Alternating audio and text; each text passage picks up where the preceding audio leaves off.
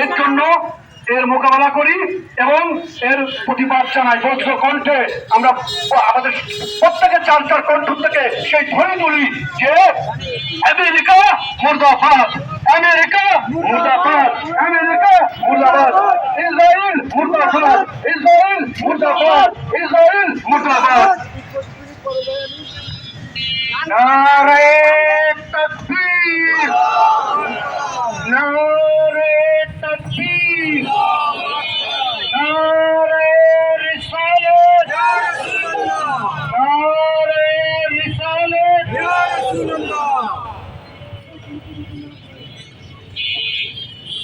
أعوذ بالله من الشيطان الرجيم بسم الله الرحمن الرحيم إنا لله وإنا إليه راجعون।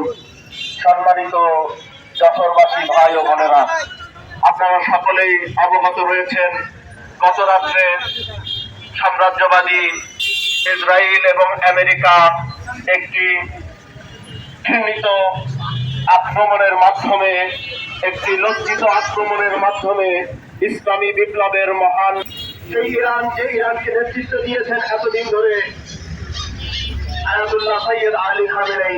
যতদিন এই Syed Ali Khamenei ছিলেন ততদিন ফিলিস্তিনবাসীর একটি আশার জায়গা ছিল।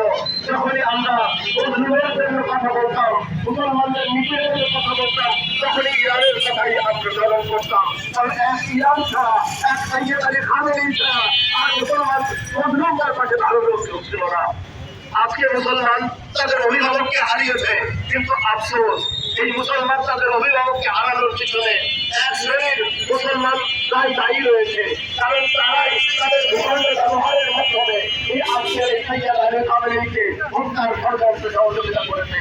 আমরা তীব্র নিন্দা জানাই এই সমস্ত মুসলমানদেরকে যারা তাদের বিবেককে এখনো ঘুমিয়ে রেখেছে। আর পরে তাদের বিবেককে জাগ্রত করবে, সেদিন সব শেষ হয়ে যাবে। মুসলিম উম্মাহ ধীরে ধীরে আস্তে আস্তে তাদের স্বাধীনতা হারিয়ে, তাদের গৌরবকে হারিয়ে পাশ্চাত্যের চালানিদের তৃপ্ত হয়েছে। আর সেখান থেকে মুক্তি দেওয়ার জন্য এই ইসলামী বিপ্লব সেদিন ঘটেছিল আয়াতুল্লাহ খামেনি। আর তারই উত্তরসূরি আজকে এই সৈয়দ আলী খামেনেই। আজকে দীর্ঘ 30 বছরের অধিক তিনি এই বিপ্লবকে নিজের আদরে আঁকড়ে রেখেছেন। হয়তো সত্য মনে করছে, আমেরিকা মনে করছে হয়তো সৈয়দ আলী খামেনেই শাহাদাতের মধ্য দিয়ে এই বিপ্লব শেষ হয়ে যাবে, এই ইহুদিন বাতিলের বিরুদ্ধে কথা শেষ হয়ে যাবে। কিন্তু কখনোই না। এই একটি ব্যবস্থা এটি কেমন পর্যন্ত অব্যাহত থাকবে। কারণ এই বিপ্লবের প্রকৃত আবার হচ্ছে ইমাম মাহদী আল্লাহু তাআলা হচ্ছে। ইরান কখনোই বলে না আমরা কখনো ব্যক্তিকে কেন্দ্র করে আমাদের পরিচালনা করি। ইরান একটি ধারা তৈরি করেছে যেখানে একজন ফকির তিনি দেশের নেতৃত্ব দিচ্ছেন। আর আমরা আশাবাদী পরবর্তীতে তিনি ফকির হন, তিনি আসবেন, তিনি এর থেকে আরো উত্তম রূপে এই ধারার নেতৃত্ব দিবেন। আর ইহুদিবাদী এবং সাম্রাজ্যবাদী আমেরিকা তাদের পতনকে খুব শীঘ্রই দেখতে পাবে। আর আজকে এখান থেকে আমাদের প্রত্যেক মুসলমানের অন্তরে এটা গেঁথে যাওয়া উচিত, যেখানেই মুসলমানদের সুবিধা থাকবে সেখানেই আমরা আমেরিকা এবং ইসরায়েলকে বয়কট করব। যেখানেই মুসলমানদের কথা হবে সেখানে আমেরিকা এবং ইসরায়েলের অস্তিত্ব বিনিয়োগের নিয়ে চিন্তা করতে হবে।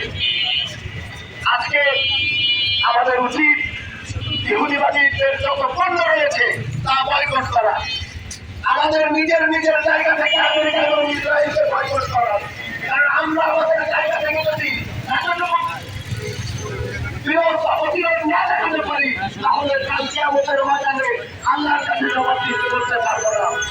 অবশ্যই আমাদের ইমানি দাবি। আজকে রমজান মাস, আপনারা জানেন গত বছর রমজান মাসে ফিলিস্তিনে কি অবস্থা ছিল। সেই ফিলিস্তিনি নির্যাতিত মজলুম শিশুদের পাশে, ফিলিস্তিনের এই নির্যাতিত মানুষের পাশে একমাত্র ঢাল হয়ে দাঁড়িয়েছিলেন আয়াতুল্লাহ সৈয়দ আলী খামেনেই।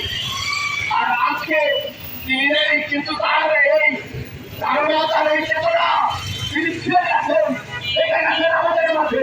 আর এই ধারণাকে আমাদের মাঝে টিকিয়ে রাখাটাই আমাদের ইমানি দায়িত্ব। আসুন আমরা আজকে থেকে প্রতিজ্ঞাবদ্ধ হই, আমরা সবসময় আমেরিকা এবং ইসরায়েলের বিরুদ্ধে করবো এবং তাদের ধ্বংস করবো। আমাদের এই রমজানের একমাত্র দাবি হচ্ছে আমেরিকা বিপর্যয়, আমেরিকা